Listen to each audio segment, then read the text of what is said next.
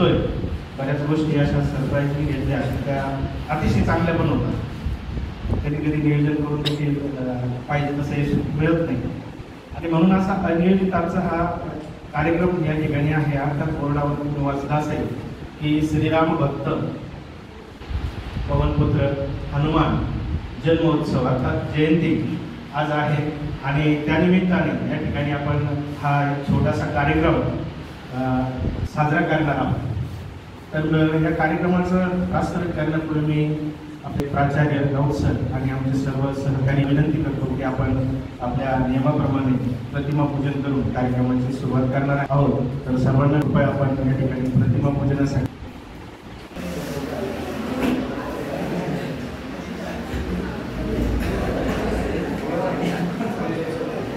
आवाज नको, बाकीच्यांनी शांत बसायचं.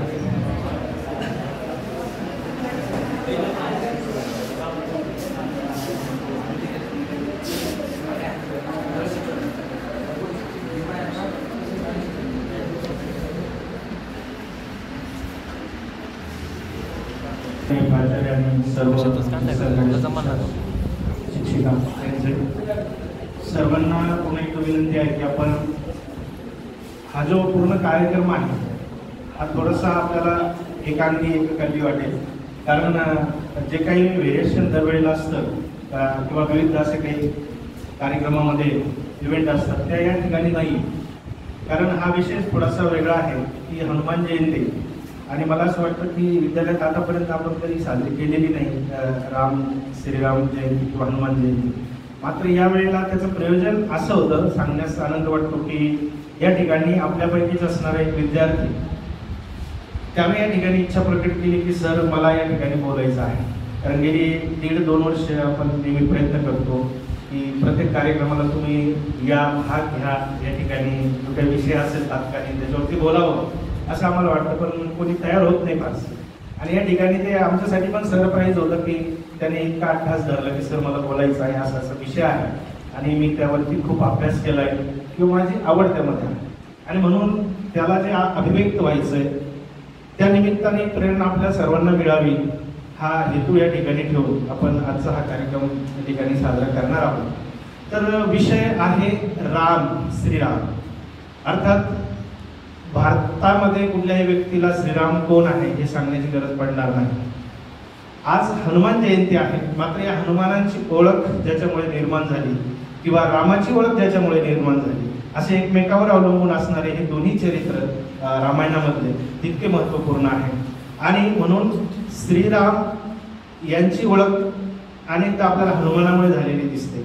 आणि म्हणून मला असं वाटतं की भारतामधल्या कुठल्याही गावात तुम्ही गेला तर त्या ठिकाणी रामाचं मंदिर कदाचित तुम्हाला दिसणार नाही, पण हनुमंताचं मंदिर तुम्हाला त्या ठिकाणी दिसेल. आणि हे हनुमंताचं मंदिर जे आहे प्रत्येक वेशीच्या बाहेर का असतं याचंही कारण तुम्हाला माहित असेल. तर शक्ती आणि भक्तीचं असं हे प्रतीक म्हणजे हनुमान आहे. आणि फार मोठं असं हे चरित्र श्रीरामायणातलं आहे आणि या चरित्रातला मुख्य नायक जो आहे श्रीराम आहे रामायणातला. मात्र कधी कधी आपण बघतो की चित्रपटामध्ये एक मुख्य हिरो असतो आणि त्या मुख्य हिरो नंतर एखादा जो साईड हिरो येतो तोच खूप काही करून जातो आणि मुख्य हिरो मागे पडतो. रामायणात बऱ्याचदा असं झालेलं दिसतं की अगदी वेगवेगळे खंड रामायणामध्ये आहेत, त्यामध्ये हनुमंताचं जे चरित्र आलेलं आहे त्यामध्ये राम कुठेतरी मागं पडल्यासारखं वाटतो किंवा राम प्रत्येक आघाडीवरती महत्वाच्या हनुमंताला त्या ठिकाणी पाठवतो. हनुमंताला की तू जाऊन हे कार्य कर म्हणून फार मोठं असं बुद्धिवान आहे ना, बुद्धिमतां वरिष्ठम रामदूतम असं त्याचं वर्णन केलेलं आहे. एक माणूस हनुमानाचं चरित्र आहे, बुद्धीने पूर्ण असं हनुमानाचं चरित्र आहे. म्हणून सीतेचं संशोधन करायचं असेल तर हनुमानाला पाठवलं जातं. विभीषण हा रावणाचा भाऊ जेव्हा त्याला आपल्या पक्षात घ्यायचं असतं तेव्हा त्या ठिकाणी शेवटचं मत हनुमंताचं घेतलं जातं, कारण त्याचं मानसशास्त्र फार पक्क असतं की काय करायचं. सगळे विरोध करतात, कुठल्याही पद्धतीने आपल्या पक्षात विभीषणाला घ्यायचं नाही, सगळे विरोध करतात. एकमेव हनुमंत असतो तो सांगतो ताबडतोब याला आपल्याकडे घ्यायचं. त्याचे कारण तसे असतात. त्यानंतर जेव्हा युद्ध समाप्त होतं आणि राम रावणाला मारतो आणि पुन्हा अयोध्येला जायचं असतं त्यावेळेला भरत जिथे राज्य करत असतो अयोध्येचं, भरताची मानसिकता बदलली की काय इतक्या वर्षात, 14 वर्षामध्ये 14 वर्षाचा वनवास हे बघण्यासाठी उच्च कोटीचा मानसशास्त्रज्ञ हनुमान आहे, म्हणून हनुमानाला पुढे पाठवलं जातं रामाकडून की जा आणि बघ एकदा भरताची प्रतिक्रिया काय आहे, तरच आपण वापस जायचं, नाही तर आपण याच ठिकाणी वनामध्ये कायमचं राहायचं. हनुमंत जातो, त्याचं मानसशास्त्र बघतो भरताचं, आणि मग रामाला जो मेसेज हवा होता तो देतो आणि मग राम पुढे जातो. असं हे अतिशय महत्वाचं असं एक चरित्र जे आहे हनुमंताचं आहे. अशा या हनुमंताची जयंती किंवा जन्म उत्सव आज आहे. आणि हा हनुमंत ज्याचा भक्त होता त्या श्रीरामाच्या चरित्रावरती या ठिकाणी आपल्यासमोर आपलं मनोगत किंवा एक अनन्य अनुभूती सादर करण्यासाठी आपल्यापैकीच असणारा एक विद्यार्थी आहे पियुष मते याने या ठिकाणी आग्रह धरला होता आमच्याकडे प्राचार्यांकडे, आणि म्हणून आपण त्याला या ठिकाणी पाचारण केलेलं आहे. तर सर्वांनी जितका वेळ 1 तास असेल किंवा अर्धा तास असेल किंवा 1.5 तासही असू शकतो, तर आपण सर्वांनी शांत चित्ताने ते मनोगत ऐकावं अशी आपल्या चरणी या ठिकाणी विनंती आहे. तर जास्त वेळ न घेता मी पियुष मध्याला विनंती करतो की कार्यक्रमाची पुढची जी सूत्र आहे आपण हाती घेणार आहात त्याच्या मनोगताला सुरुवात होईल. आपण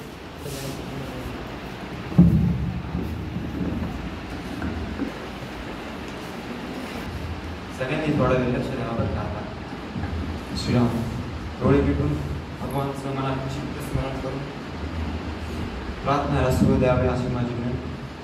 हात जोडा, डोळे मिटा. वर्णानाम भक्त संकारणा रसानाम छंदसामपि वन्देऽहं तं शेषकारणपरमाख्यमीशं हरे. वन्देऽहं तं शेषकारणपरं रामाख्यमीशं हरे. श्री सीताराम गुणग्रा पुण्यारण्यविहारिणो वन्देऽहं तं धूमकारणं रामाख्यमीशं हरे.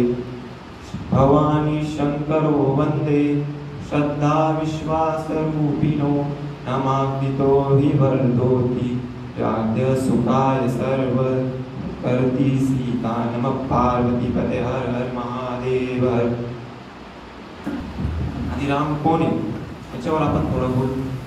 राम नामाची काय व्याख्या आहे याच्यावर थोडं बोलण्याचा प्रयत्न करू. आधी हे जे राम नाम आहे काय आहे, या राम नामाच्या मागे काय असं उद्देश आहे. जे राम नाम बोलल्याने 108 वेळा जप त्याचा आपल्याला पुण्यस्मरण प्राप्त होतं.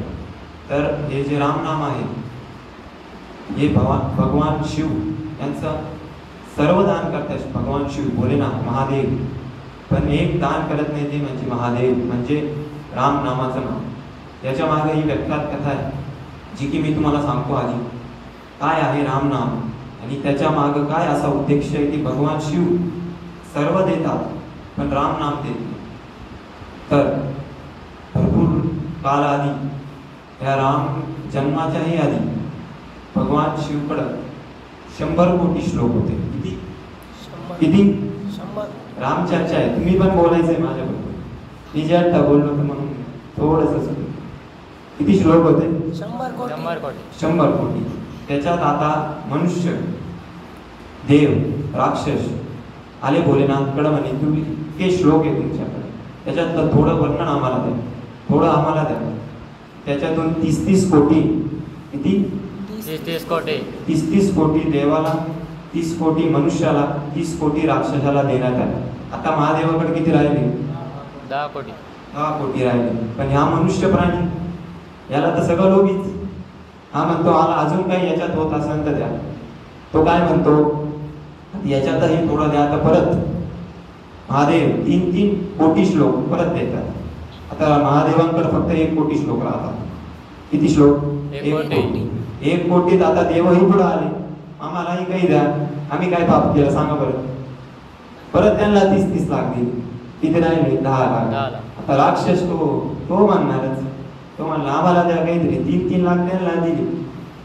आता खाली फक्त 1 लाख श्लोक महादेवांकडे राहिले. आता हे सर्व तिघही म्हणतात आम्हालाही याच्यात काही होत असेल तर पहा.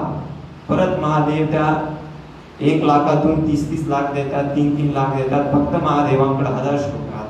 किती श्लोक राहतात? 1000 श्लोक राहतात, तर त्या 1000 श्लोक मधून पण 300 देतात. आता फक्त 100 श्लोक राहतात. परत आता हा मानव म्हणतो काहीतरी तर याच्यात होत असेल तर पहा, काहीतरी तर होत असेल. परत आता 100 मधून 30 देतात आणि वरचे 3 देतात, पण खाली एकच श्लोक राहतो. आता मनुष्य म्हणतो याच्यातही काहीतरी होत असेल तर पहा. मग याच्यातही आता हा अनुष्टुप छंदाचा श्लोक आहे, त्याच्यात 32 अक्षर राहतात. किती अक्षर? 32 अक्षरांमधून 10 अक्षर प्रत्येकाला देण्यात आले, फक्त 2 अक्षर राहिले. आता देव म्हणतात याच्यातही मला द्या 2, हे 2ही काहीतरी करा. राम आपलं महादेव म्हणतात कवदा हे 2 श्लोक, हे 2 शब्द जे माझ्याकडे आहे, हे माझा प्राण आहे, हे 2 शब्द होते रा आणि मा. काय शब्द होते? रा आणि मा. त्याच्यातूनच एक व्यक्ता निघली. तर मी बोललो तर त्याच्या मागे तुम्हीही माझ्या बरोबर श्लोक बोलावे अशी माझी विनंती आहे. राम रामेति रामेति रमे रामे मनोरमे. बोला काय वाजवा, काय पाकिस्तान वाजवा. राम रामेति रामेति रमे रामे मनोरमे. तर ते पुढे जाणार नाही मी, वाजवा.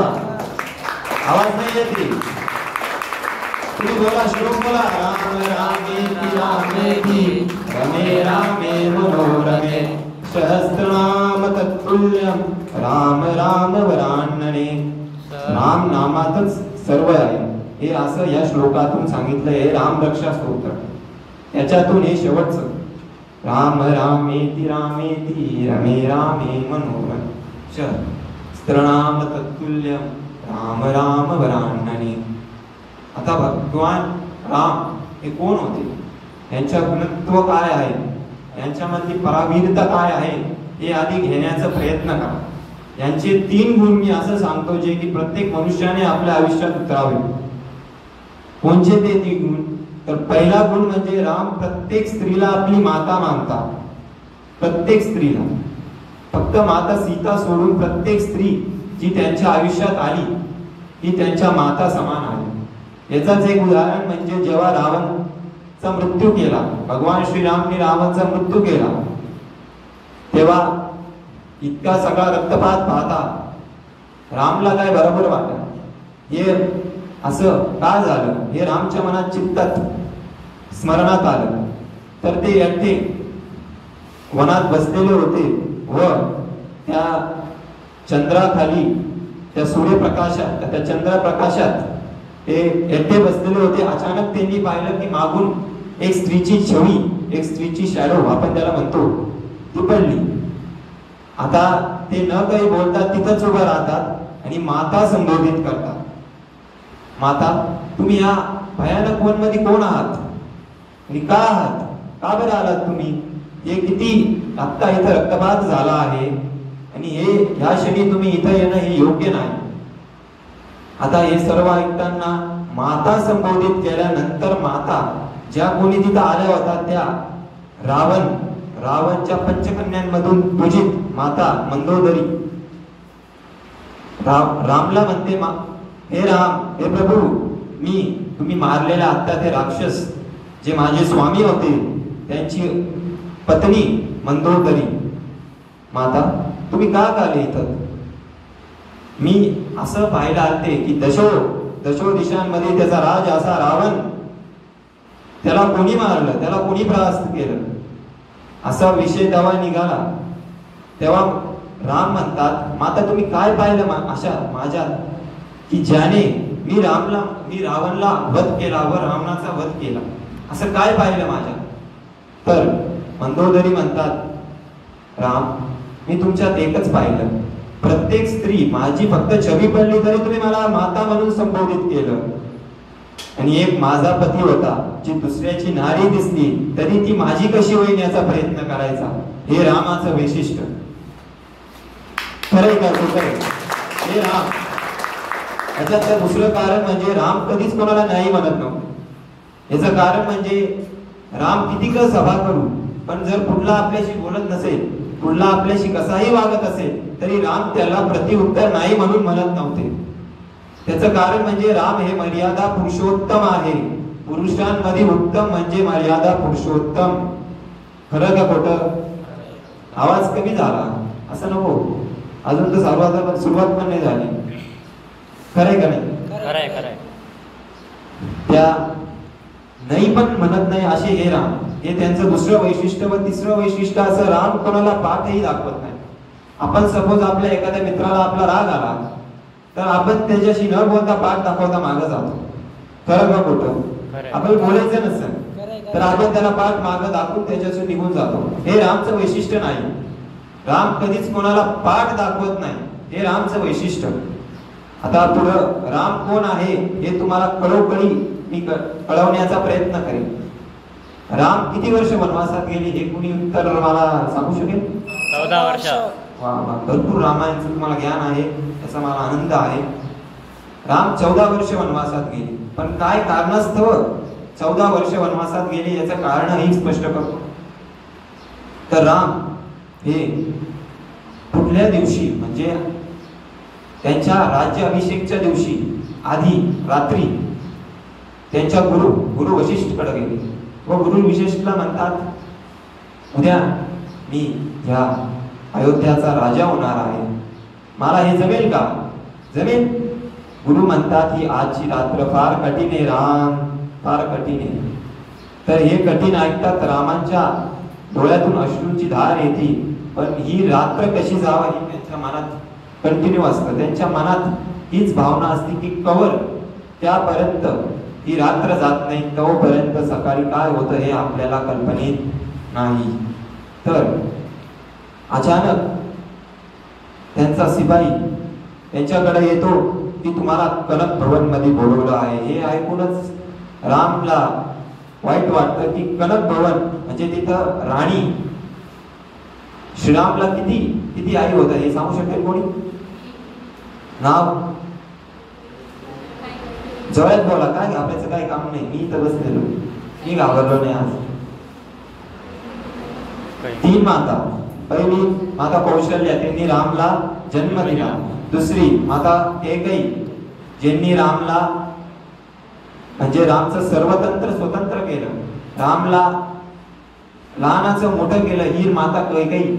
आणि तिसरी माता सुमित्रा. राम हे किती भावंड होते? 4. जोरात बोला, किती भावंड? 4 होते. पण मग आता मी तुम्हाला काही काळाने सांगेन की हे 5 भावंड होते. एक त्याच्यात हनुमानही येतो. याचं उदाहरण व याचं विशिष्ट कथा मी तुम्हाला काही क्षणात अवगत करून देईन. त्याआधी राम हे माता कैकेयीकडे म्हणजेच त्या पोप भवन मध्ये गेले तर दशरथ जे रामचे पिता आहे, दशरथ रामचे पिता, आवाज, रामचे पिता आहे बरोबर. पिता असल्यामुळे ते माता कैकेयी ही खुर्चीवर बसली आणि माता म्हणजे भरत म्हणजे दशरथ हे जमिनीवर पडलेले होते व त्यांच्या अंतःकरणात त्रास होत होता. त्याचं कारण असं की माता कैकेयीने त्यावेळी 2 वर मागितले. कोण सांगू शकेल 2 वर? काय 2 वर होते? थोडं सांगण्याचा प्रयत्न करा. राम आपले आराध्य दैवत आहे, विसरले का काय? आता रामनवमी गेली बरोबर का नाही? थोडंफार आपल्याला असलं पाहिजे नॉलेज त्याच्याकडे. राम आपलं सर्वतंत्र स्वतंत्र आहे. माता कैकेयीने 2 वर मागितले. हे मागच्या राक्षस युद्धात हे 2 वर जे 2 वर निवडले होते की मी राजा दशरथनी वचन दिला होता मी 2 वर तू तवा मागशील त्या क्षणी ते 2 वर तुझ्यासाठी सार्थक करेल. आता हे 2 वर कोणते? माता कैकेयीची बुद्धी ही मंत्राने तिची बुद्धी पेरली व 2 वर असे मागितले की 14 वर्ष रामला वनवास आणि एक म्हणजे भरतला राजसिंहासन.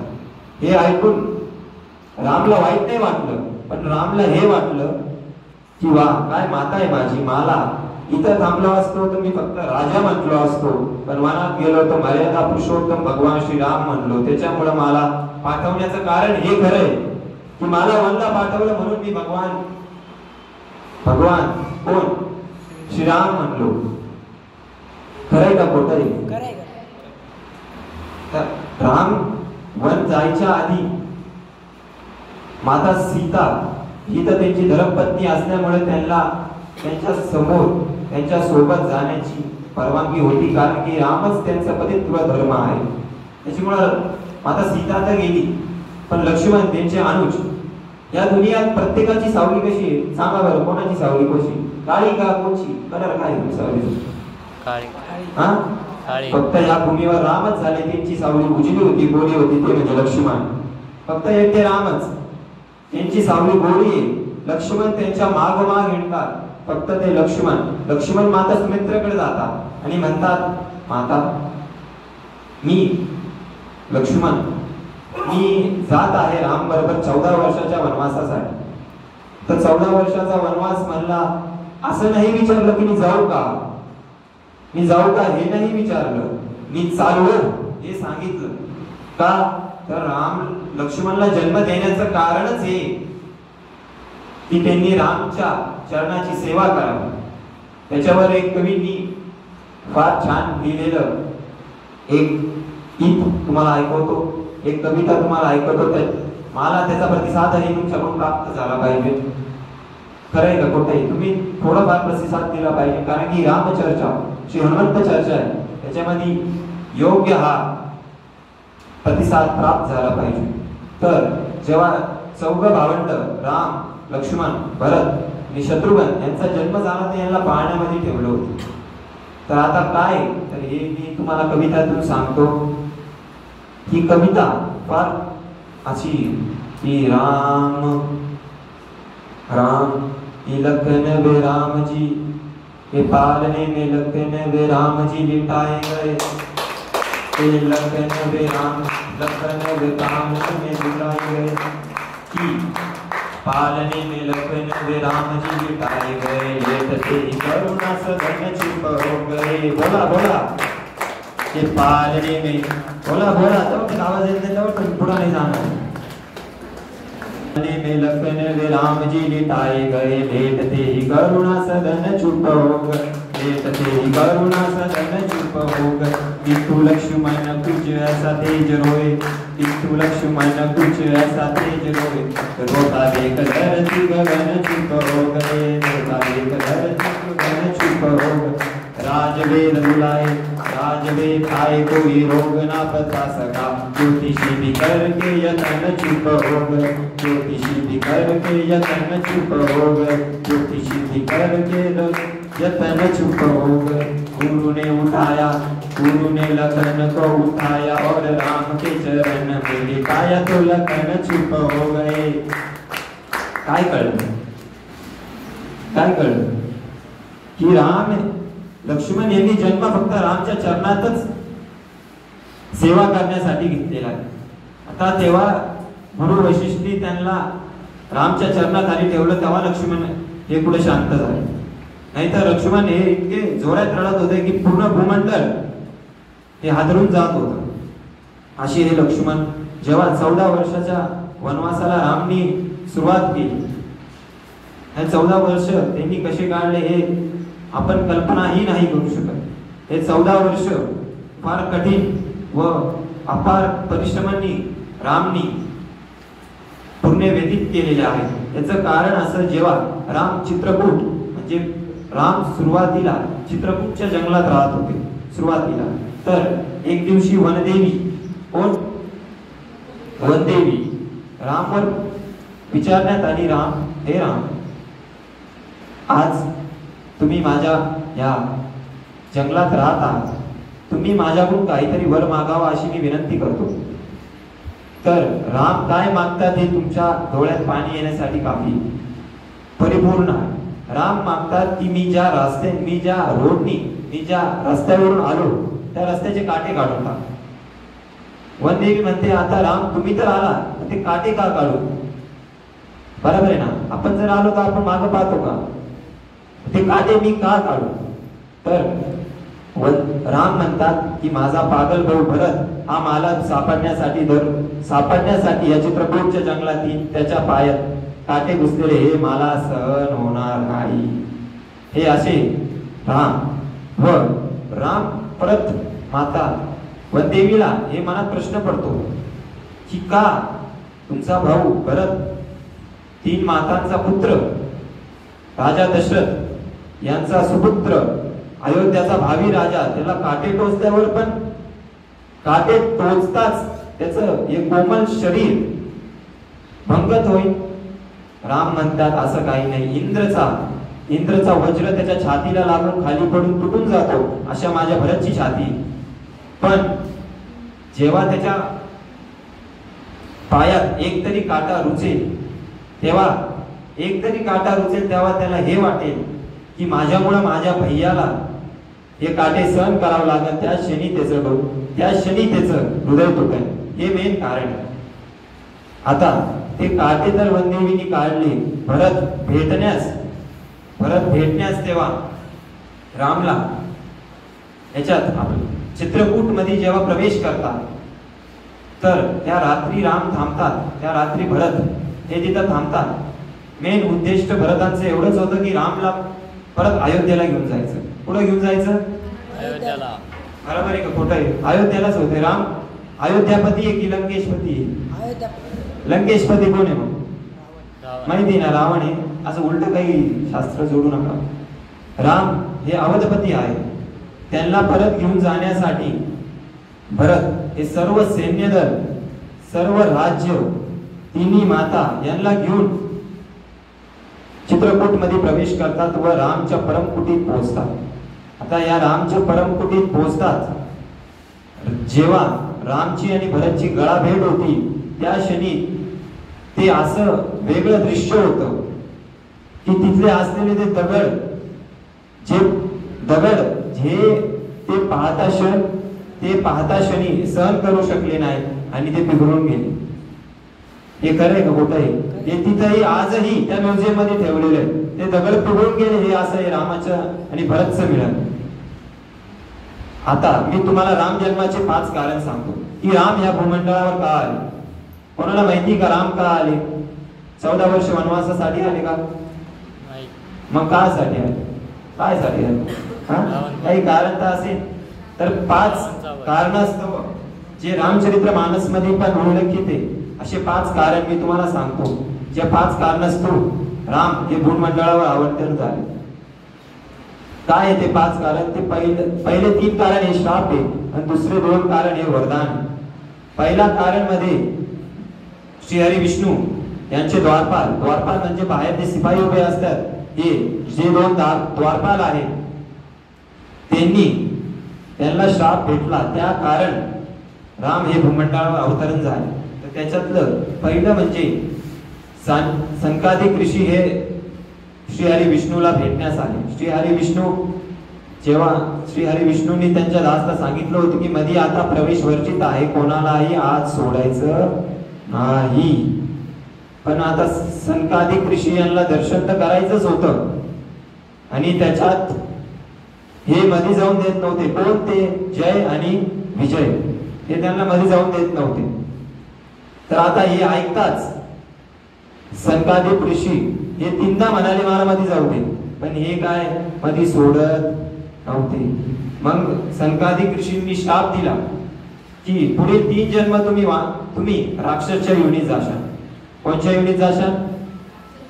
राक्षस योनीत गेल्या वर त्या क्षणी प्रभू श्री हरी बाहेर आले व सांगतात की हे माझे पार्षद आहे प्रभू, यांना सोडून द्या, असं काही अनर्थ करू नका. पण मी ते दिलेला श्राप आहे तो पूर्ण तर होणारच.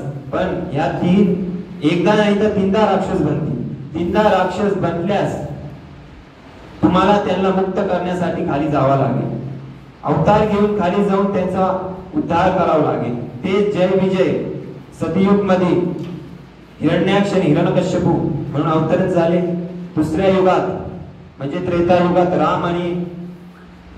रावण आणि त्याचा भाऊ कुंभकर्ण या रूपात विराजित झाले. आणि तिसऱ्या याच्यात तंत्रवक्र आणि वराह या रूपात ते भूमंडळावर अवतरण झाले. हे पहिला श्राप. हा पहिला श्राप संकादिक ऋषींनी दिलेला. आता दुसऱ्यामध्ये नारद हे श्राप देतात. आता तुम्ही म्हणा नारद हे तर भगवान विष्णूचे परम उपासक आहे, पण नारदनी श्राप दिला नारदला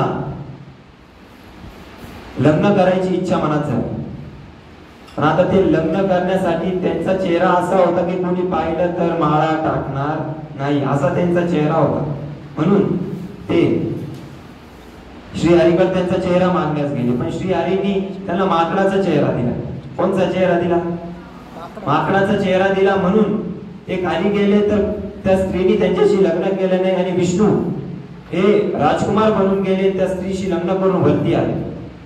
तर हे सगळं नारदनी पाहिलं आणि नारदनी भगवानला श्राप दिला की तुम्ही मला वानरचं रूप देऊन, वानर म्हणजे जे जंगलात नर सारखं वर्णन करतात हे असे वानर, आणि तुम्ही मला वानरचा चेहरा दिला आणि तुम्ही स्वतः राजकुमार बनून त्या राणीला विवाह करून आणला, हे तर अतिशय चुकीचं केलंय तुम्ही.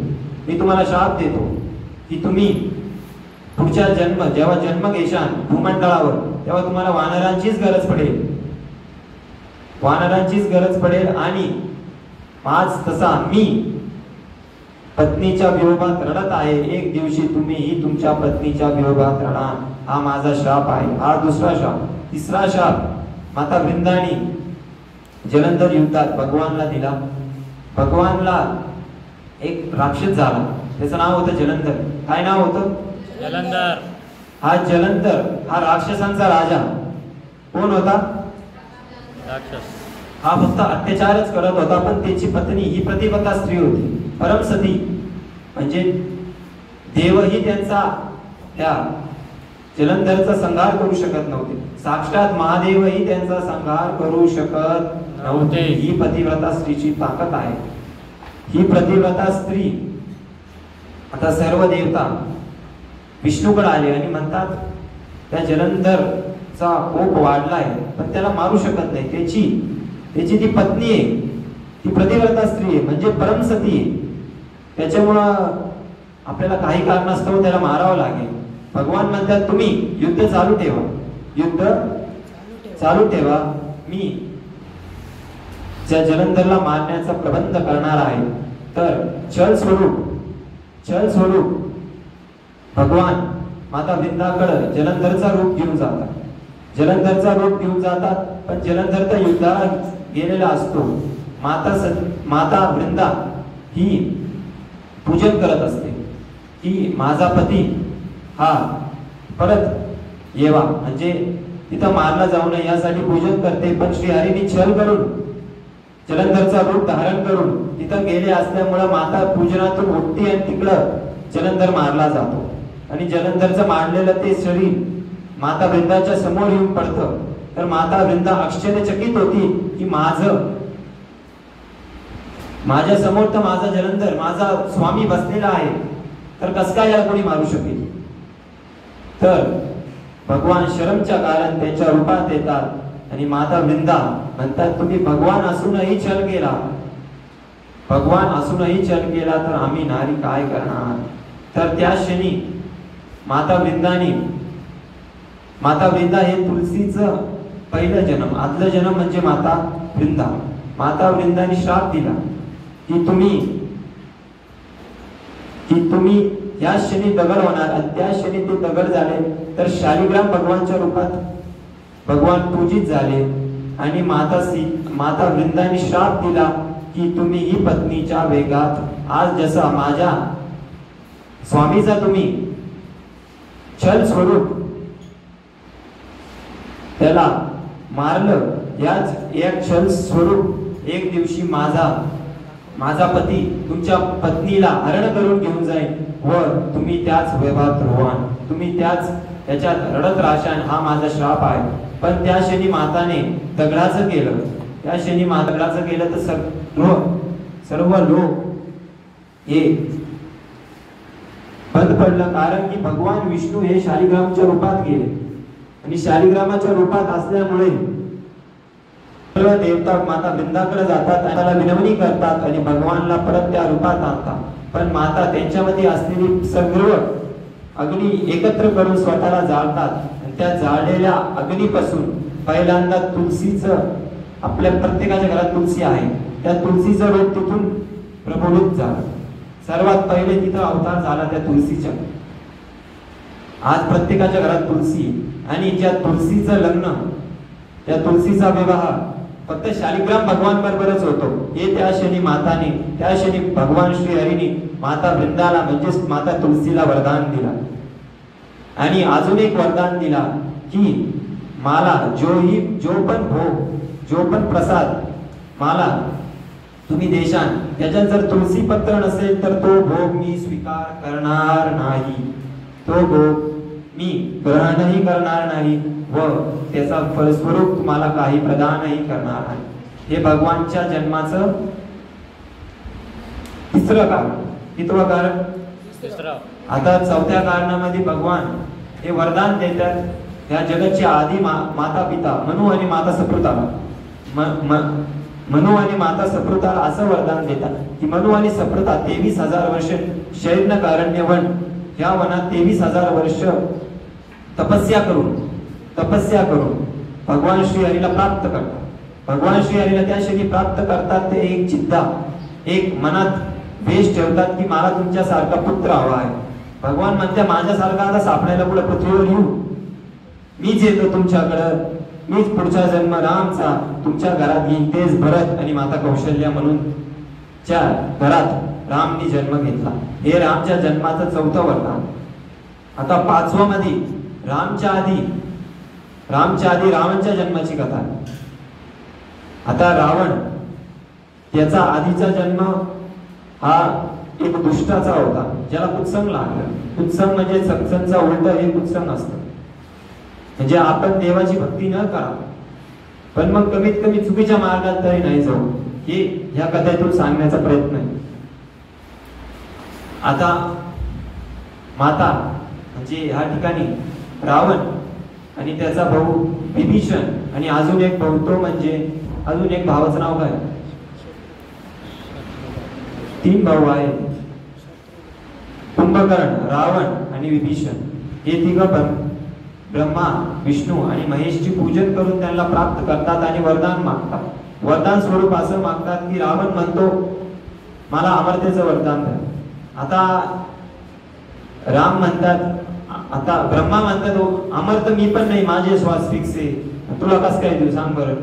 हे तर लय चुकीचं होईल तर मी दुसरं काहीतरी माग. तर राम मागतात की मी रावण मागतो की मी वानर आणि मनुष्याच्या हातातून मरू नये एवढंच राम मागतात.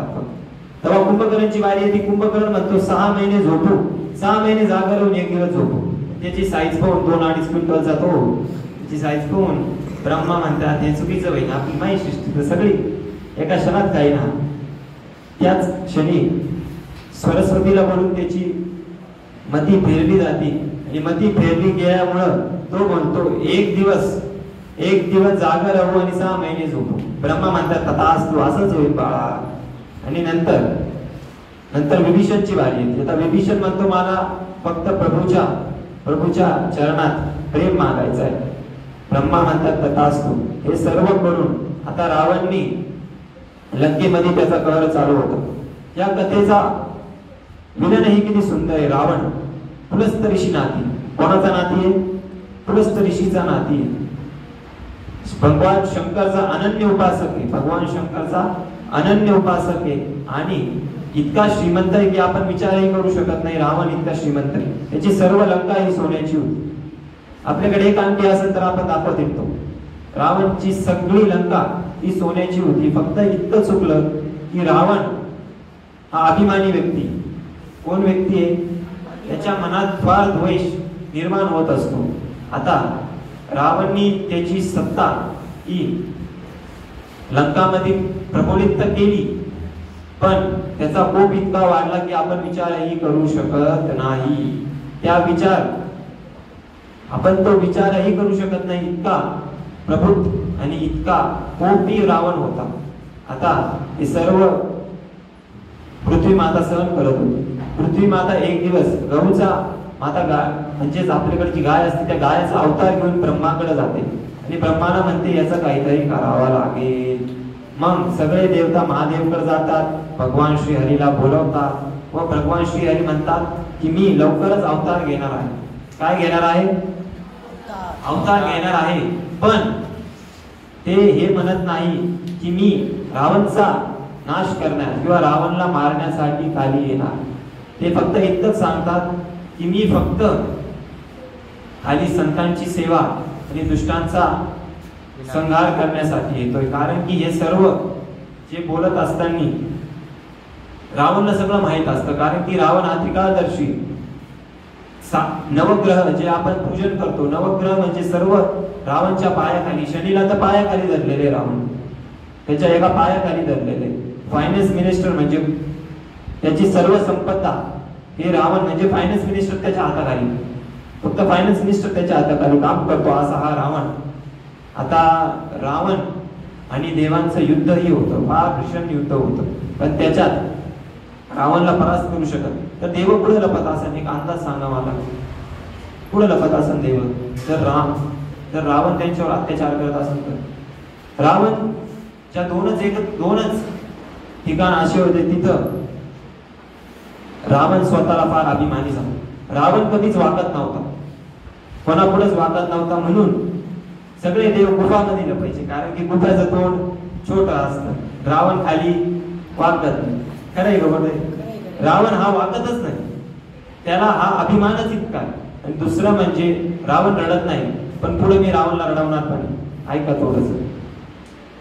आता देवांना वरदान देऊन राम अवतार घेतात. आता राम अवतार घेण्याचे हे 5 कारण तुम्हाला कळले असं मी विनंती करतो.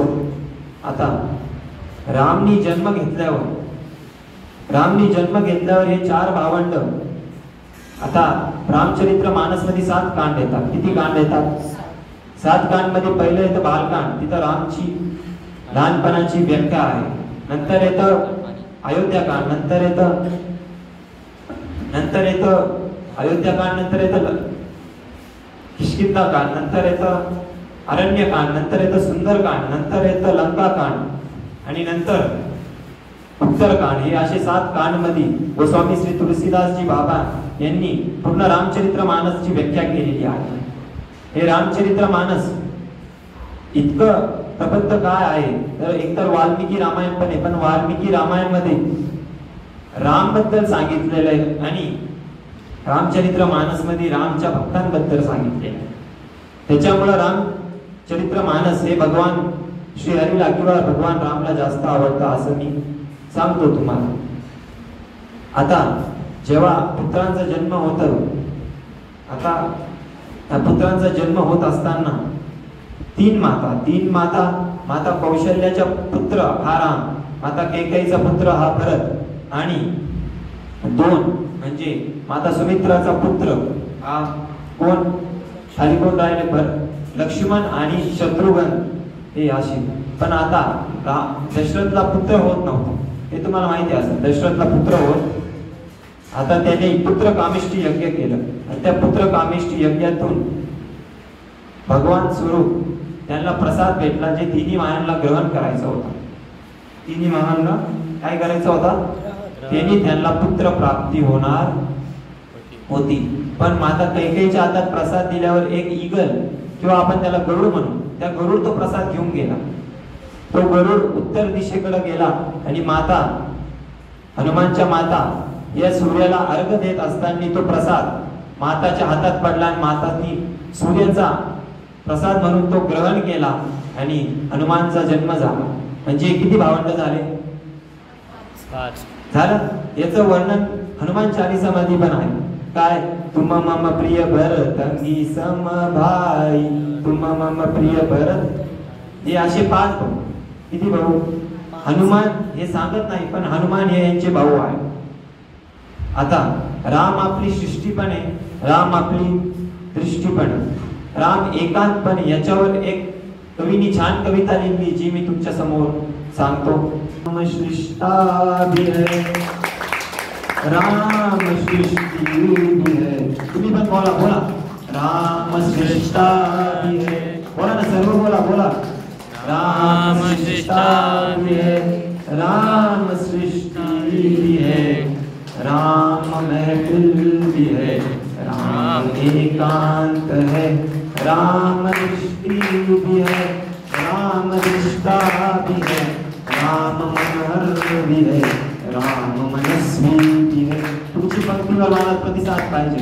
राम मनहर भी है, राम मनस्वी भी है, राम है राजा भी, राम तपस्वी भी है, राम राजा भी है, राम तपस्वी भी है, राम मानस भी है, राम गीता भी है, राम मानस भी है, राम गीता भी है, राम है राम भी, राम सीता भी है।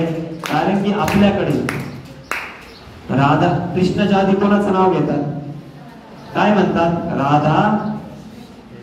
रामच्या आधी कोणाचं नाव घेतात? काय म्हणतात? सीताराम. सियाराम, सीताराम हे म्हणतात, बरोबर. आणि शंकरच्या आधी आपण गौरी शंकर असं म्हणतो, त्यामुळे ही पंक्ती आहे, राम राम भी है, राम सीता भी है। आता आपला जन्म झाल्यावर पहिला जे शब्द आपल्या कानात पडतात ते राम राम, आणि आपण मेल्यावर सर्व गाव पण आपल्याला म्हणतात राम राम सत्य आहे. राम राम सत्य आहे. आता राम राम सत्य है यावर एक कविता की राम आरंभी है, राम ही अंत है, राम आरंभ ही है, राम ही अंत है। कारण की राम आपलं सर्वत्र आहे, सर्वतंत्र स्वतंत्र आहे। राम सारखी मित्रता या जगात कोणीच केली नाही। राम यांनी सुग्रीव बरोबर अशी मित्रता केली जी कोणीच करू शकलं नाही, या जगातही कोणी करू शकलं नाही। आणि अजून एक व्याख्या सांगायची झालं तर कृष्णाचे प्रणम सखा कोण होते? वा खूप ज्ञान आहे तुम्हाला, आवडलं मला। परम सखा कोण होते? सुदामा। सुदामा हे इतके गरीब असूनही भगवान श्री कृष्ण द्वारकाधीश यांचे परम सखा होते। जेव्हा सुदामा भगवानला भेटण्यास त्यांच्या द्वारकामध्ये गेले तर तिथल्या द्वारपालांनी अडवलं, तुमचं वल्कम फाटेल, कपडे फाटेल आणि तुम्ही द्वारकाधीशला भेटायला चालले? राजा राजाचा मित्र असतो, तुमची वर्तृत्व पहा, तुमची दशा पहा, तुम्ही आमच्या द्वारकाच्या राजाचे मित्र आहात? ते म्हणतात हो। काय नाव आहे बरं राजाचं? ते म्हणतात कृष्णा। कृष्णा? कृष्णा नाव नाहीये। मग म्हणतात मी तर लहानपणी कणवच म्हणायचो, कृष्णा नव्हतं म्हणत, नाही ते कणवा म्हणायचो। ते म्हणे तसं नाही, कृष्णाचं खरं नाव असं आहे, अरण्य श्री समरंकृत धर्मचक्रवर्ती विश्वबंदे श्री श्री महाराजाधिराज सर्वतंत्र स्वतंत्र गोविंद्र प्रतिपालक द्वारकाधीश्वर भगवान श्री कृष्णचंद्र सरकार। एवढं मोठं नाव, सारे पोरं गोळा करून नाव जोडलं का काय असं म्हणतात? एवढं मोठं नाव कोणाचं असतं का? म्हणे हेच नाव। आता पुढे अजून 2 द्वार लागतील, पण ते 2 द्वारे तुम्हाला हेच नाव घ्यावं लागेल। हेच नाव, जर हे नाव नाही घेतलं तर तुम्हाला पुढे प्रवेशच देणार नाही। आता पुढे प्रवेश देणार नाही म्हटल्यावर हे तर घाबरले। आता यांनी पण हे तर दरिद्रता नव्हते, त्यांची पत्नी दरिद्रता होती, सुदामाची पत्नी ही दरिद्रता होती। सुदामा सारखं कृष्णाचं कोणीच मित्र नाही। आता तिथले द्वारपालांनी सुदामाला नाव घेतलंच नाही। आता सुदामा म्हणतात अनंत श्री समलंकी धर्म चक्रवर्ती विश्वबंदे श्री श्री महाराजाधिराज सर्वतंत्र स्वतंत्र गोविंद्र प्रतिपालक द्वारकाधीश्वर भगवान श्री कृष्णचंद्र सरकार। आता सर्वकडे हेच नाव घेताच तरच तुम्हाला मध्ये प्रवेश भेटेल। आता सुदामा फक्त हे काय घेऊन गेले ते गिफ्ट म्हणून, ऍज अ गिफ्ट काय घेऊन गेले ते सुदामा कृष्णासाठी? हा पोहे, खरं। पण आता ते पोहे घेऊन गेले तर ते पण फाटलेल्या त्या एका वस्त्रात घेऊन गेले। कृष्ण त्या दिवशी जेवले नाही। जेव्हा सुदामाने ते आणलं, कृष्ण 3 दिवस जेवले नाही। ते एवढे ते छोटे, ते थोडे, इतकेही नसेल ते पोहे घेऊन 3 दिवस कृष्णाने त्यांची भूक मागवली। कारण की परम सखा तोच आहे जो आपल्या मित्राचे आणलेले गिफ्ट ऍज अ गिफ्ट म्हणून स्वीकार करतो। असं नाही की तू आणलं मला आवडलं नाही, ते तुझ्यापर्यंतच राहू दे, ते नाही, असं नाही। हे श्रीकृष्णाचं कर्तृत्व नाही। श्रीकृष्णाने 3 दिवस त्याच्यात खाल्लं आणि सुदामाला 56 भोग प्रदान केले। आता 56 भोग तुम्ही आता वृंदावनला, द्वारका, इकडे तिकडे कोणी गेले असं 56 भोगच का देतात? काही कारण माहिती? तर कृष्णाला किती माता होतात? 2. त्या एक माता म्हणजेच माता त्याला दिवसातून 7 वेळा 8 प्रकारचे वेगवेगळे व्यंजन देत होते. 7 8 जा एकाच वेळी 56 भोग, पण एका वेळी नाही तर 4 वेळा दिवसातून जगन्नाथपुरीला भगवानचा भोग लागतो. 4 वेळा प्रत्येक काळात. हे माता यशोदा त्याला देत असल्यामुळे 7 वेळा आणि 8 वेगवेगळे व्यंजन देत असल्यामुळे 56 भोग हे आजही दिले जातात. आता ही सुदामाची कथा तर फार सोपी आहे, पण आता मी तुम्हाला थोडं राम विषयी आणि थोडं हनुमान विषयी सांगतो. कारण की आज काय आहे? हनुमान जयंती आहे. तर त्याच्या आधी रामाचा उल्लेख झाला पाहिजे म्हणून मी आधी राम बद्दल बोललो. थोडं राम बद्दल बोलून मी हनुमानकडे येईन आणि थोड्या वेळात विराम घेईन. आता राम पुढल्या दिवशी युद्ध आहे हे ऐकून किती वानर किती राक्षस हे मारले जातील हे ऐकून राम एकटेच बसले होते. राम एकटेच बसलेले होते आणि अचानक सुग्रीव त्यांचा परम मित्र आला. त्यांचा मित्र सुग्रीव हा बालीचा वध केलेला आणि सुग्रीव हा त्यांचा भाऊ होता. बाली व सुग्रीव हे सख्खे भाऊ होते जे की वानर होते. कोण होते? वानर म्हणजे वन मध्ये असलेला नर सारखा आपल्यासारखा वागणारा तो म्हणजे कोण? वानर. आता वानर ते सुग्रीव आहे ते सांगतात की उद्याचं युद्ध थांबवण्यासाठी प्रभू काहीतरी करा. अचानक तिथं रावणचा भाऊ विभीषण हा त्यांच्याच गँगचा सदस्य होता. आता सांगितलं नव्हतं कोणाला, एवढंच बरोबर. आता हा विभीषण तिथं आला आणि विभीषणला राम म्हणतात की उद्याचं जे युद्ध आहे ते टाळता येईल का? तर म्हणतात काहीतरी विनवणी करा. तर राम म्हणतात आपण कोणाला तरी विनवणी करायला पाठवू. हनुमानला बोलावतात. हनुमान म्हणते मी जातो. राम तिथूनच हात जोडतात, तू जाऊ नको. तू मागच्या वेळेस रामकृष्ण हरी करून आणता, सारी लंका जाऊन आणता, तेवढं करायला लावलंच नव्हतं म्हणते. सगळी लंका जाऊन आणता, यंदा तर तुला पाहिल्यावर ते पळून जाते मी म्हणते. त्याच्यापेक्षा तू जाऊच नको. मग अंगदचा पुत्र याला बोलवण्यात जातं आणि याला लंकेला पाठवलं जातं. त्याचं नाव होतं अंगद. काय नाव होतं? अंगदला लंकात पाठवलं जातं. आता रामकडे लई चमचे म्हणजे ते आसपास येणारे नाही का चमचे, भरपूर चमचेची एक क्वालिटी राहते. काय राहते? जेवर तक माल आहे तवर तक तर चालत, नंतर ते टंटन वाजत. तवर तक माल आहे तवर तक, त्याच्यानंतर ते चालणार नाही. आता जेव्हा अंगद रावणकडे आलं आणि रावण विचारतो तू कोण आहे? काकाश्री. अंगद म्हणतो काकाश्री मला विसरले, मी बालीचा पुत्र. रावण म्हणतो को बाली कोण बाली सांग बरं. रावणला फक्त बाली हे तुम्हाला ऐकलं नसेल, पण बाली हा रावणला पोटली करून या हाताच्या खाली बांधून सात समुद्राची चक्रा केलेला हा बाली होता. आता चमच्यात पुढे तर बोलता येणार नाही की याच्या पित्याने मला 7 समुद्र ठेवलं होतं, हे तर म्हणता येणार नाही. आपलीच समुद्राची काम होती असं त्याला वाटलं. हे ऐकून आता अंगद म्हणतो विसरले का काय काकाश्री? मी त्या बालीचा पुत्र. आठवलं विसरलो होतो, आठवून देऊ म्हणजे नाही आठवलं मला आता असं म्हणून अंगद तिथंच उभा राहतो. पण आता रावणला वाटतं रावण हा अभिमानी व्यक्ती. रावणला काय वाटतं? राम विनवणी करण्याला आले म्हणजे रावण स्वतः करायला आले. प्रत्येक अभिमानी व्यक्तीला नम्रता दाखवणारा व्यक्ती हा काय वाटतो म्हणजे हा हरलेला व्यक्ती वाटतो. त्याच्यामुळं आता अंगदला राम म्हणतो रावण म्हणतात की तुम्ही माझ्या पाठीत पाहिली लंका माझी सर्व सोन्याची लागन ते घे सर्व सोन्याची.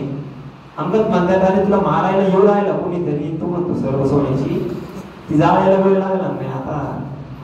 आता हे असं ऐकून अंगद उत्तर रावण म्हणतो पुढं तो राम आणि पुढं मी, रामची माझी बरोबरी का? त्याचा वल्गळ पाठेल तो त्याच्या मागे तो काही तुझ्या धर्मात काही आहे का नाही?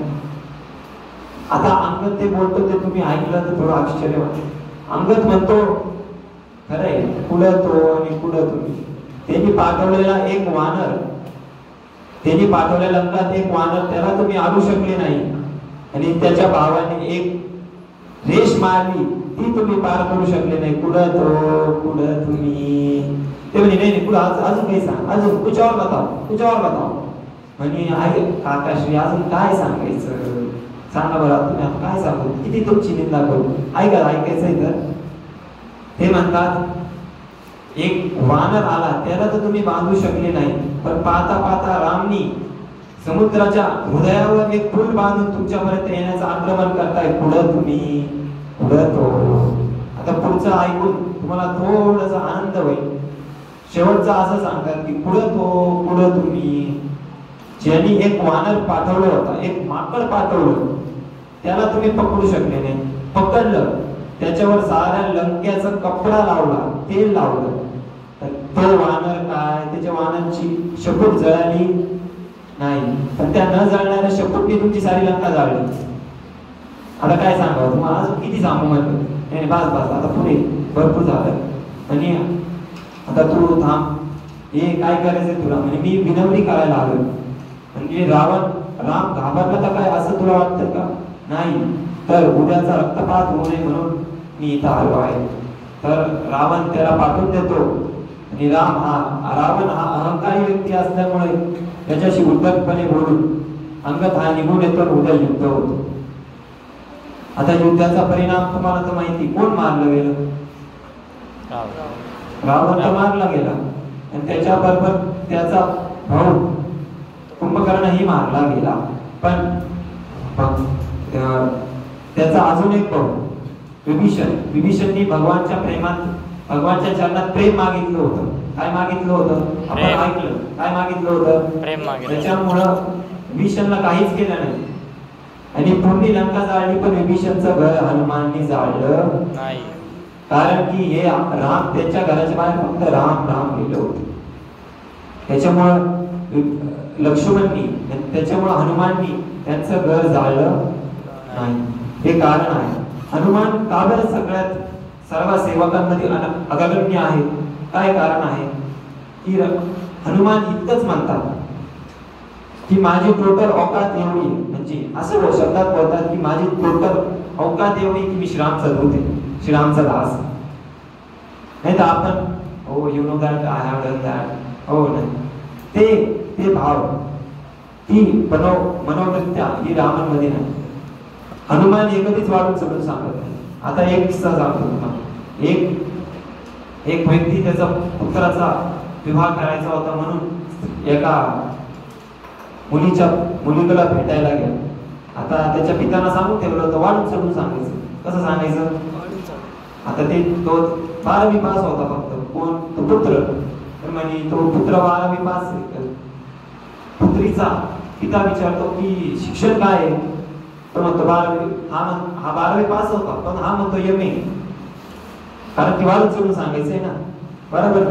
आता हाईट याची 5 फूट होते, हा म्हणतो 5.8 फूट. तो फक्त थोडा खोकला. तो पिता म्हणतो काय रे खोकला येतोय का. नाही मला कॅन्सर झालेला आहे. वाढून चढून सांगायचं, वाढून सांग. हे हनुमान मध्ये हे गुण नाही.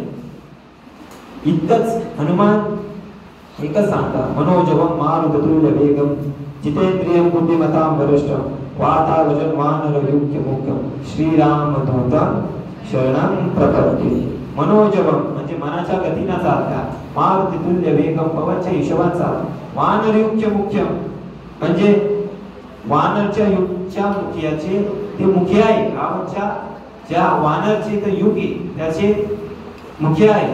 आणि शेवट म्हणतात की मी रामचा दूत आहे, श्री रामचंद्र शरणं प्रपद्ये.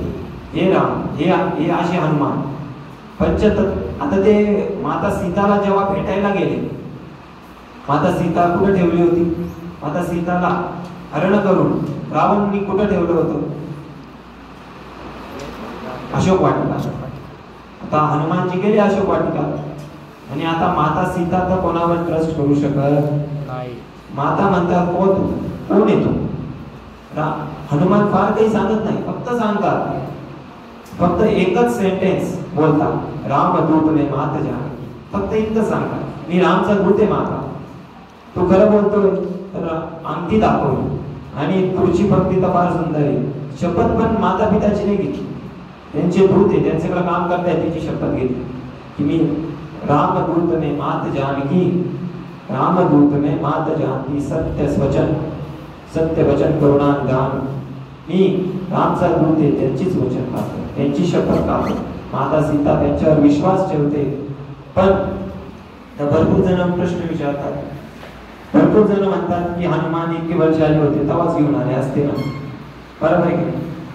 पण तेव्हाच घेऊन आले असते तर माता सीता ही पतिव्रता स्त्री आहे. माता सीता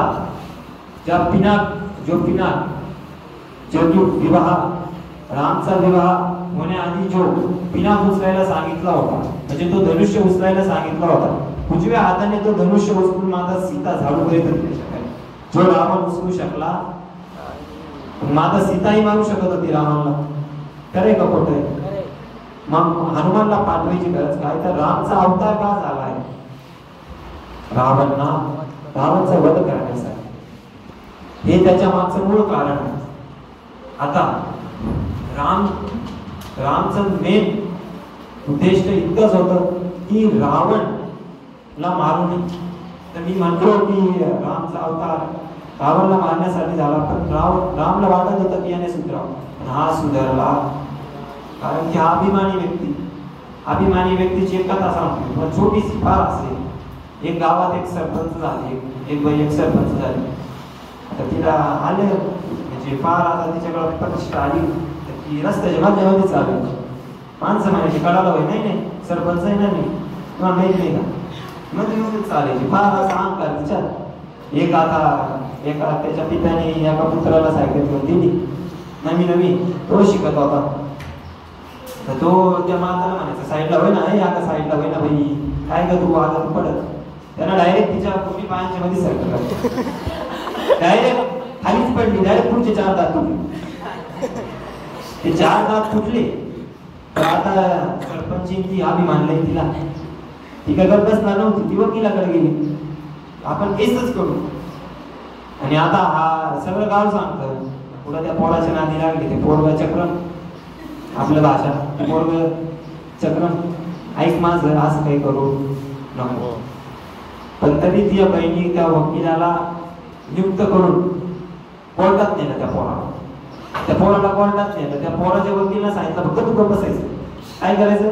फक्त गप्प बसायचं. तू पुढचा वकील किती का प्रश्न विचार, तू काय करायचं?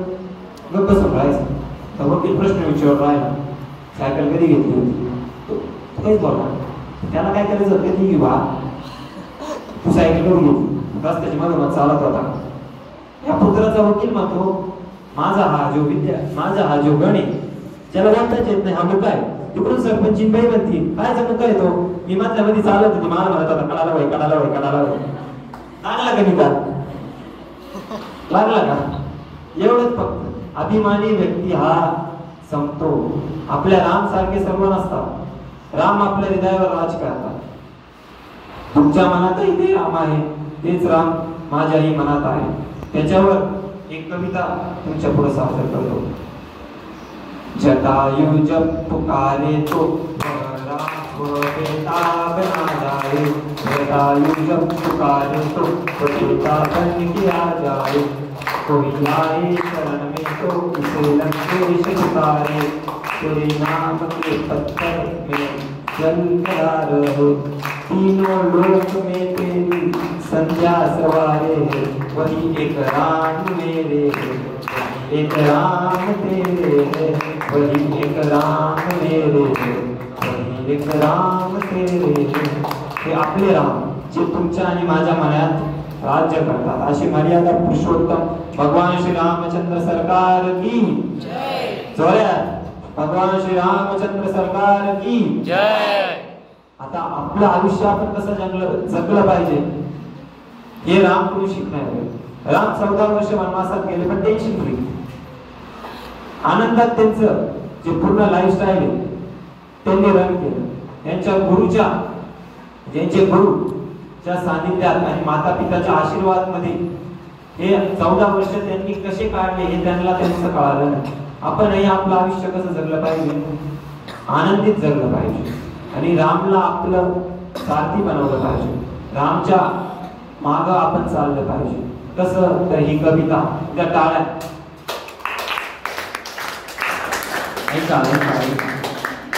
जरा हलके गाड़ी हाको मेरे राम गाड़ी, जरा हलके गाड़ी हाको मेरे राम गाड़ी, जरा हलके हलके हाको मेरे राम गाड़ी.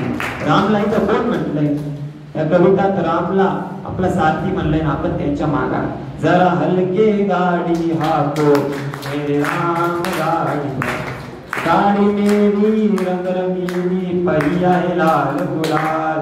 बोला, गाड़ी मेरी रंग रंगीली पहिया है लाल गुलाल, अखंड उस पे बैठने वाला है मेरा राम भैया. हल्के गाड़ी हाको मेरे राम गाड़ी, जरा हल्के गाड़ी हाको मेरे राम गाड़ी. आता मध्ये कोरोना आता तेव्हा आपल्या वेदनी जडी आणि बुटी, जडी बुटी आणली होती बरोबर. त्या जडी बुटीचंही इथं वर्णन आहे. का वैद बुलाया लाया जड़ी और बूटी, इस देश का वैद बुलाया लाया जड़ी और बूटी, जड़ी बूटी ना काम न आई तो राम के घर से छूटी रे भैया. हल्के गाड़ी हाको मेरे राम गाड़ी, जरा हल्के गाड़ी हाको मेरे राम गाड़ी. आता शेवटचं थोडं 15-1 मिनिटं फक्त, नंतर मी विराम करेन. आता कृष्ण ही या कथेत आपण घेणं सौभाग्यवंत, कारण की राम आणि कृष्ण हे एकच आहे. आता प्रत्येक जण वेगळ्या वेगळ्या रूपात पाहतो, पण राम आणि कृष्ण हे एकच आहे. फक्त फरक इतका आहे की राम त्याच्या मातापासून 14 वर्ष मातानी वनवासाला पाठवलं आणि इकडं कृष्णा हे 14 वर्ष त्यांच्या खऱ्या मातापासून लांब राहिले, खऱ्या मातापासून. तसं आयुष्य कृष्ण राम जगू शकले नाही. राम कधीच कोणाकडून अपशब्द ग्रहण केला नाही, पण ते राम जगले नाही, ते सर्व कृष्ण जगले. कृष्ण प्रत्येक गल्लीत जात होते तर अपशब्दच खात होते, शिवाच खात होते. आला बघा त्यांचा छोड अक्कलच नाही आला, पुण्यावा कुठे देवा सोडून मी म्हणतो नाही का नाही. राम ते जगले नाही, ते सर्व कृष्णाने त्यांच्या आयुष्यात जगून घेतले. कारण राम आणि कृष्ण तर एकच आहे, त्यांच्या माता ही एक आहे. कारण की 3 रामला किती माता? 3 माता, आणि कृष्णाला किती माता? 2 माता बरोबर. वसुकी आणि माता यशोदा, अशा 2 माता. आता एक शेवटचं थोडं, राम जेव्हा म्हणजे मोठे ठाकूर, आता व्रजमध्ये तिकडं कृष्णा म्हणत नाही, आपण कृष्ण म्हणतो, ते ठाकूर म्हणतात. काय म्हणतात? ठाकूर. आता राम हे मोठे ठाकूर आणि कृष्ण हे छोटे ठाकूर. जेव्हा रामनी त्यांचा देहत्याग केला त्या सरयूच्या जलात, तर त्या सरयूचं जल हे यमुनात विलीन झालं आणि कृष्णाचा म्हणजे छोट्या ठाकूरचा तिथं जन्म झाला. तसं तर ऐका, श्रीराम. तर छोट्या ठाकूरचा तिथं जन्म कसा झाला याच्या मागचं मेन कारण असं आहे की ही कविता जी मी तुम्हाला सादर करतो ही थोडी नीट ऐका. त्याच्या मागचे मनोभाव, त्याच्या मागचं जे काही आहे ते थोडं नीट ऐका.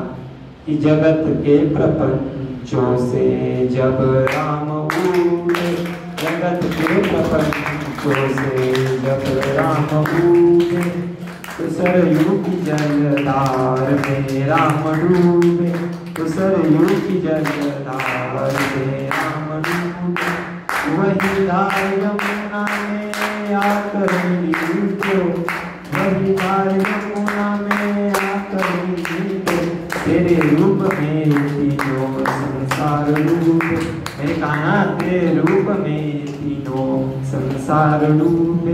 ये संसार सागर है, तू है कि भैया, ये संसार सागर है तू है कि भैया, सुन ले ओ हरियो बंसी बजैया, कन्हैया कन्हैया कन्हैया कन्हैया, बोला आता कन्हैया कन्हैया तो बोलू शकता, कन्हैया कन्हैया कन्हैया कन्हैया, कि तुझ पे निछावर है, कि तुझ पे निछावर है तेरी दो मैया, कन्हैया कन्हैया कन्हैया कन्हैया कन्हैया कन्हैया कन्हैया.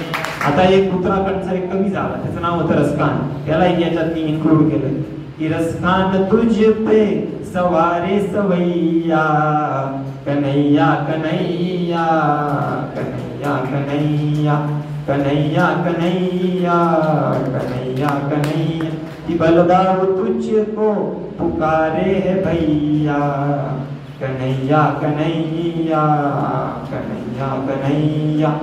धन्यवाद. जय श्रीराम, जय सियाराम. सगळ्यांच्या मनात ते राम जे माझ्या मनात व तुमच्या मनात विराजित असे अकरुणालय परात्पर ब्रह्मश्री राघवेंद्र सरकार तुमच्या आणि माझ्या मनात विराजित आहे, यांना साष्टांग दंडवत प्रणाम करून मी आज श्रीराम चरित्र व हनुमान चरित्र थांबवतो. जय सियाराम, जय सियाराम, जय सियाराम, जय सियाराम.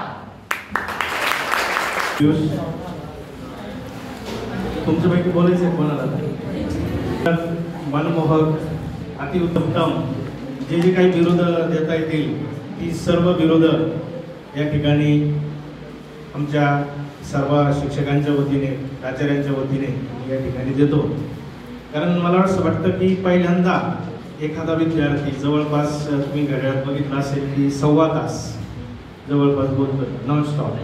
कारण 5 मिनिटं या ठिकाणी बोलणं फार अवघड असतं. ज्यांनी अनुभव घेतला त्यांनाच ते कळेल, आहे की नाही? आणि येतं सगळं तर फार असं कठीण हे काम असतं, मात्र आवड असेल तर सवड मिळते असं म्हणतात. आणि अभ्यास असल्याशिवाय प्रकट होता येत नाही. तुका म्हणे येथे पाहिजे जातीचे एऱ्या गबाळ्याचे काम नव्हते. महाराजांनी म्हटलं की इथं त्या जातीचे असावे. जाती हा शब्द इथं त्या जातीने नाही घ्यायचा, जाती इथं वृत्तीचा आहे. तर ते असेल तुमच्यामध्ये इनपुट झालेलं तर ते आउटपुट होईल. आणि म्हणून आधी खूप याच्यासाठी अभ्यास करावा लागतो, निरीक्षण करावं लागतं, आकलन करावं लागतं, सगळं समजून घ्यावं लागतं, वाचन करावं लागतं. हे सगळ्या स्रोतातून जेव्हा ते इनपुट होतं तेव्हा ते आउटपुट अशा पद्धतीनं आपल्याला मांडता येतं. मी त्याच्या चेहऱ्याचं निरीक्षण करत होतो, त्याचे हावभाव मी बघत होतो. इतकी मॅच्युरिटी, किती जबरदस्त मॅच्युरिटी होती या वयामध्ये. तुमच्याकडून ती आम्हाला अपेक्षा नाहीये, खऱ्या अर्थाने अपेक्षित आहे परंतु ती दिसत नाही. आणि म्हणून एखादा विद्यार्थी इतकी मॅच्युरिटी, इतकी प्रगल्भता ही ज्ञानामुळे उमटत असते. आणि जर तुमच्या आतमध्ये असेल ते तर तो आत्मविश्वास, त्याला आत्म्याचा विश्वास आपण म्हणतो, तो आत्मविश्वास हे बोलून जातो, ते करून जातो. कारण आतापर्यंत मी त्याला फारसं स्टेजवर बघितलं नाही गेल्या 1.25 वर्षामध्ये. मात्र पहिल्यांदा एवढा 1.25 तास एखाद्या विषयावरती बोलणं फार कठीण आहे. तर सुंदर असा हा विषय होता. अतिशय प्राचीन अशी आपली वाङ्मय भारतीय परंपरा आहे. आणि जवळपास गेल्या 10,000 वर्षापूर्वी घडून गेलेली ही घटना रामायणाची. तर एक प्रश्न नेहमी पडत असतो की भगवंत मोठा आहे की भक्त मोठा आहे. आणि याचा हा प्रश्न कधी भगवंताला पडत नाही आणि कधी भक्तालाही पडत नाही. मात्र सामान्य लोकांना हा प्रश्न नेहमी पडत असतो की भगवंत मोठा की भक्त मोठा. आणि म्हणून आपली एकमेव अशी संस्कृती आहे की जिच्यामध्ये भगवंतापेक्षा भक्त मोठं झालेलं आहे. आणि म्हणून आपण बघतो की गणपतीचं जेव्हा नाव आपण घेतो तेव्हा त्या गणपतीचा नंतर एक नाव घेतल्याशिवाय गणपतीचं नाव पूर्ण होत नाही. आपण गणपती बसवतो त्यावेळेला मोठ्यानं आरोळी मारतो, ओरडतो घरामध्ये. त्यावेळेला घरातला लहान मुलगा सुद्धा आपल्या संस्कारानुसार ते नाव घेतं की गणपती बाप्पा मोरया. हा मोरया कोण होता, काय प्रकार आहे मोरया, येईल का सांगता कोण काय प्रकार आहे हा मोरया? कधी पडला नाही का प्रश्न?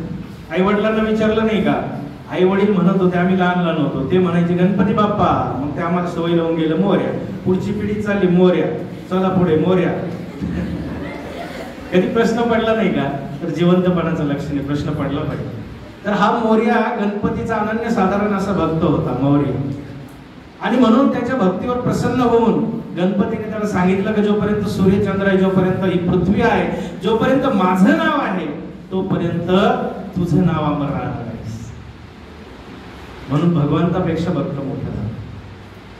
या ठिकाणी अशाच पद्धतीने रामापेक्षा मोठा हनुमान होताना आपल्याला दिसतो. कारण त्या हनुमंतानं इतकं आपलं जीवन समर्पण केलेलं आहे की त्याने छाती फाडून दाखवली की बघा आतमध्ये देखील काय आहे राम. जेव्हा युद्ध संपलं, जेव्हा रामायणाचं, लंकेश्वराला मारलं आणि वेगवेगळे बक्षीस देत होते, तेव्हा सीतेने एक हार दिला, अशी आख्यायिका आहे. आणि सर्वांनी, प्रत्येक कर्मचारी जे काही सैन्य असतील सर्वांना दिले, काही त्यांच्या कर्तृत्वानुसार वेगवेगळे पारितोषिक. आणि एक मोठा हिऱ्याचा हार जो आहे हा हनुमंताला दिला. हनुमंताने तो बघितला, हातात घेतला, तो चावायचा एक एक मणी आणि असा खाली फेकायचा. सीतेला थोडासा राग आला की इतका अमूल्य हार की जो कोणालाही मी कधी देऊ शकले नसते, तो मी काय केलाय, हनुमंताला दिला. मग हनुमंताला विचारलं, असं काय करतोय उद्धटासारखं, काही तुला गर्व झालाय का? मग त्या ठिकाणी हनुमंताचं उत्तर होतं की माते, मी बघतोय की या हिऱ्यामध्ये, एका हिऱ्यामध्ये माझा राम आहे का तो मी बघतो. मी फोडून बघितलं, मला त्यात राम दिसला नाही, आणि म्हणून मी एक एक मणी असा काढून फेकला. मग सीतेने विचारलं, असा काय तुला इतका गर्व झाला, मग राम तुझ्या आतमध्ये पण आहे का, दाखव मला. आणि मग त्याने ती छाती फाडून दाखवली. ते फोटो वगैरे आपण बघितले, त्यामध्ये साक्षात रामाचं दर्शन झालं. मग हा जो राम आहे आपल्या प्रत्येकाच्या आतमध्ये आहे. आपले सद्गुरू तेच सांगतात की बाहेर काहीच नाही है ना, बाहेर कुठेच काही नाही. मागो कहा ढूंढो बंदे, मैं तो तेरे पास में, कबीर जी कहते हैं है ना मैं देवल ना मैं मस्जिद ना काबे कैलाश में, ढूंढी हो तो तुरंत मिली एक पल भर की तलाश में, कहत कबीरा सुन भाई साधो सब सांसों की सांस में. तो सब सांसों की सांस में सब अंदर ही बैठा हुआ है ना. तर असा भक्तापेक्षा म्हणजे देवापेक्षा जो आहे हा भक्त मोठा झालेला आपल्याला दिसून येतो. आणि या रामायणाच्या ज्या कथा आहे ह्या अनंत काळापासून प्रबोधन करत आलेल्या आहे मानवाचं, अनंत काळापर्यंत त्या करत राहतात. सर्वात पहिलं रामायण हे वाल्मिकीने लिहिलं. आणि तुम्हाला माहित असेल की हे जे वाल्मिक ऋषी आहे, आपली संस्कृती खरंच खूप मान आहे. हे जे वाल्मिक ऋषी आहे हा वाल्ह्या कोळ्याचा वाल्मिक ऋषी झाला असं आपण म्हणतो. बरोबर. एक दरोडेखोर आहे, त्याचं मन परिवर्तन केलं नारदाने आणि त्याचा वाल्मिक ऋषी झाला.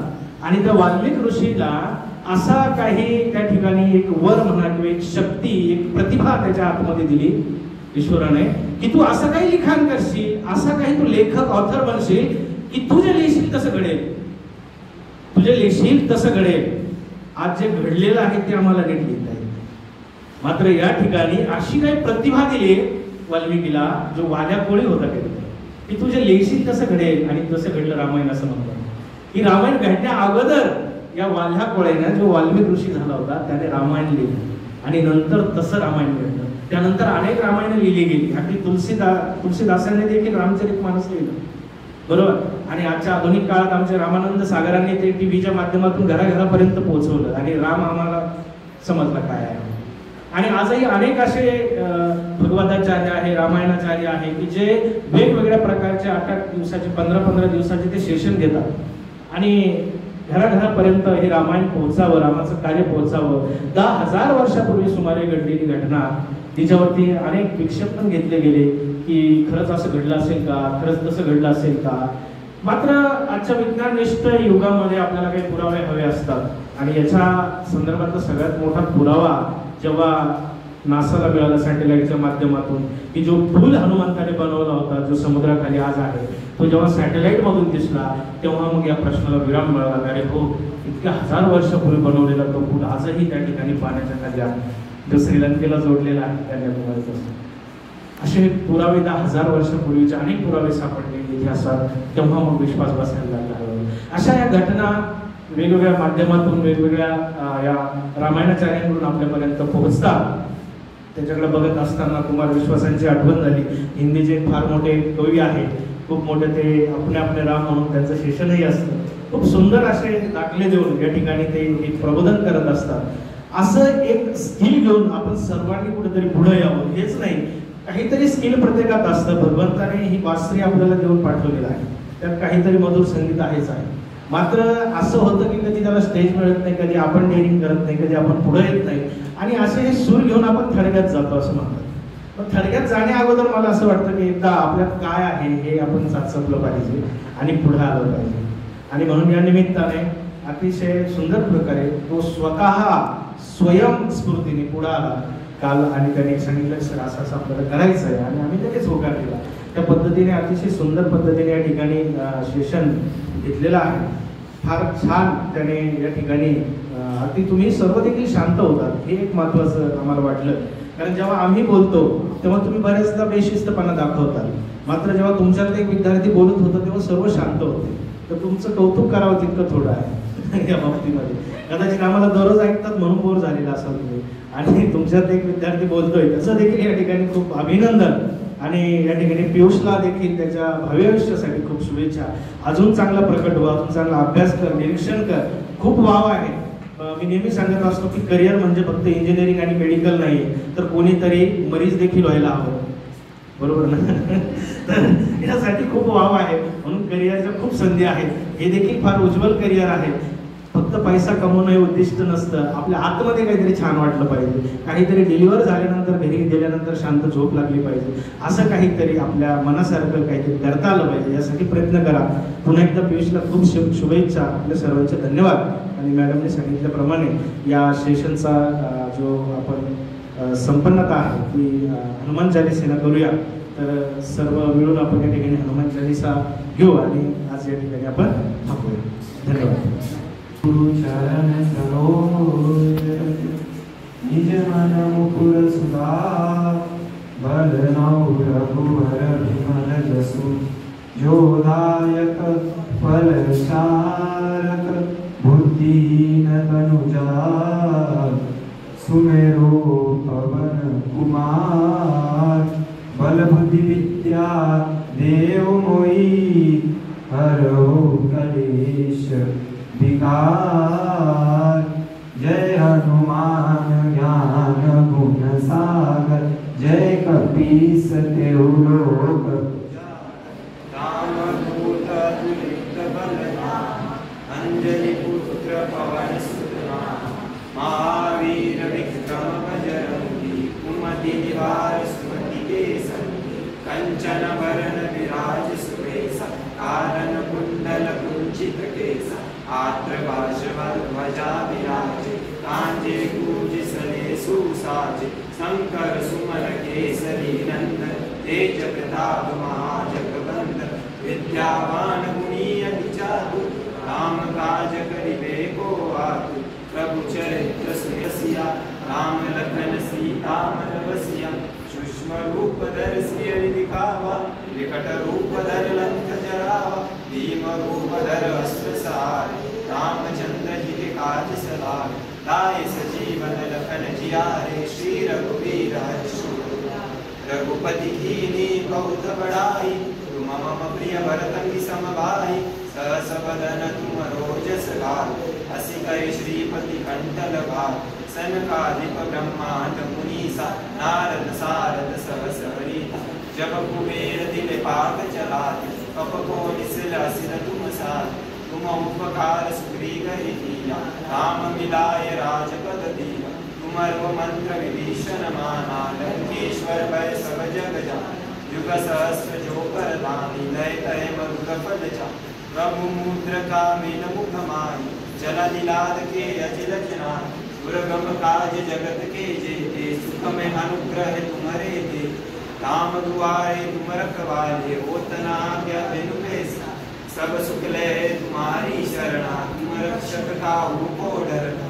आपन तेज समारो आपो, तीनों लोक आपसे कहा, भूत पिशाच निकट नहीं आवे, महावीर जब नाम सुनावे, नासे रोग हरे सब वीरा, जपत निरंतर हनुमत वीर, संकट दे हनुमान छुड़ावे, मन क्रम वचन ध्यान जो लावे, सब पर राम तपस्वी राजा, दीन के काज सकल तुम साचा। और मनोरथ जो कोई लारे, सो देवत जीवन फल पावे। चारों युग प्रताप तुम्हारा है, प्रसिद्धि जगत उजियार। साधु संत के तुम रखवाले, असुर निकंदन राम। अष्ट सिद्धि नवनिध के दाता, असबल दीन जानकी माता। राम रसायन तुम्हारे पासा, सदा रहो रघुपति के दासा। तुम्हारो भजन राम को पावे, जन्म जन्म के दुख बिसरा। अंत काल रघुवर कुल जाए, जहाँ जन्म हरि भक्ति करा। और देवता चितन धरे, हनुमत से सर्व सुख करे। संकट कटे मिटे सब पीरा, जो सुन ले हनुमत बल बीरा।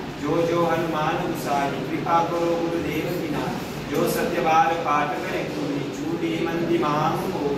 जो यह पढ़े हनुमान चालीसा, हो सिद्धि साई गौरीसा। तुलसीदास सदा हरि चेरा, कीजे नाथ हृदय महरे। तुलसीदास सदा हरि चेरा, कीजे नाथ हृदय महरे। पवन तनय संकट हरण, मंगल मूर्ति रूप। राम लखन सीता सहित, हृदय बसो सुरभूप। सियावर रामचंद्र भगवान की जय। जय जय श्री राम।